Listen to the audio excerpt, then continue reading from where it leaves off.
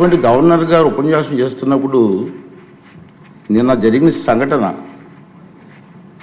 సభ్య సమాజం సిగ్గుపడవలసిన విషయం నేను భావిస్తున్నాను.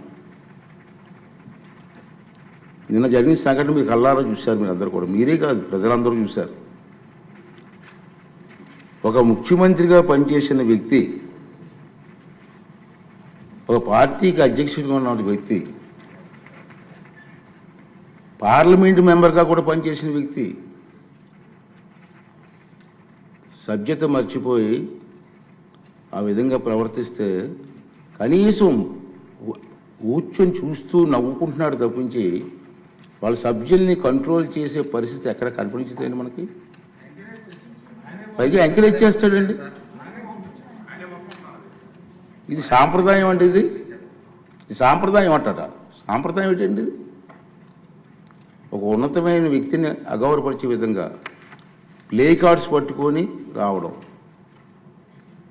కాగితాలు చింపి పోడియం మీద విసిరారు. అంటే గవర్నర్ మాట్లాడుతూ ఉంటే గవర్నర్ మీద, ఇది పద్ధతి కాదు. ఈ సాంప్రదాయం అంటాడు. ఏంటి సాంప్రదాయం నాకు అర్థం కాదండి. ఇది పద్ధతి కాదు, ప్రజాస్వామ్యం, ఇది మంచి పద్ధతి కాదు. పైగా అతనికి ఆ ఆలోచన లేకపోయినా పక్కనే ఉన్నటువంటి సీనియర్ మెంబర్ బొత్స సత్యనారాయణ గారికి కూడా ప్రోత్సహించారు. వారైనా ఇది తప్పు అని చెప్పే పరిస్థితి లేదు. ఇటువంటి సంఘటనలు రాబోయే రోజులు జరగకూడదు అనేది నా తాలూకు ఆలోచన విధానం. మీరందరూ కూడా గమనిస్తూనే ఉన్నారు. ఇది ఎందుకు చెప్తానంటే, ఇప్పటికైనా విజ్ఞతతో ప్రవర్తించాలని చెప్పి ఆ సభ్యులందరినీ కోరుకుంటున్నాను. సభ ద్వారా ప్రజాస్వామ్యం, పెద్దలు మనకు ఎంతో ప్రజాస్వామ్యాన్ని ఇచ్చారు, రాజ్యాంగాన్ని ఇచ్చారు. రాజ్యాంగానికి అనుగుణంగా మనం ప్రవర్తించాలి తప్పించి మన ఇష్టం వచ్చిన మాట్లాడుకుంటాం. సర్వ హక్కులు నాకే ఉన్నాయి, నేను మాట్లాడతాను అన్నది ఇది పద్ధతి కాదని చెప్పి ఈ సభ ద్వారా సభ్యులందరికీ, అన్ని పార్టీ సభ్యులకు కూడా మనం చేస్తున్నాను. అదే ప్రజలు కూడా దీన్ని గమనిస్తున్నారనే విషయాన్ని కూడా మనం చూసుకోవాలి. ఉంది మన గవర్నర్ ప్రసంగం అయింది నిన్న. ఈరోజు గవర్నర్ ప్రసంగం మీద చర్చ ఉంది. వాళ్ళకి ఏమైనా అభ్యంతరాలు ఉంటే ఈ చర్చలు పాల్గొనవచ్చు కదా, మాట్లాడే అవకాశం మనం ఇస్తాం కదా.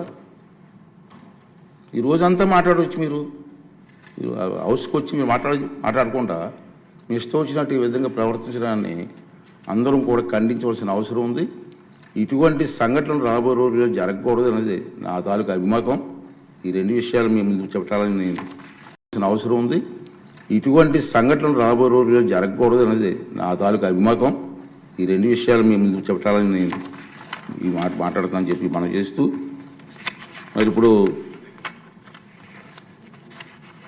ఈ సభలో, ఈ జరగబోయే సభలో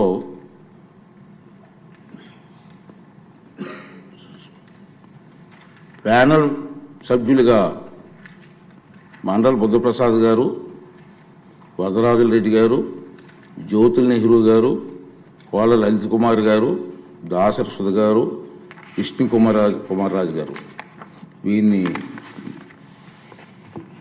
నియమించడం జరిగింది. ఆల్రెడీ మన లాస్ట్ టైం కూడా అనౌన్స్ చేసాం. మధ్యలో ఏమన్నా గ్యాప్ వస్తే వాళ్ళు కూడా సభను నడిపించవలసిందిగా, వారిని కూడా రెడీగా ఉండవలసిందిగా మీ ద్వారా వాళ్ళందరినీ కోరుకున్నాను.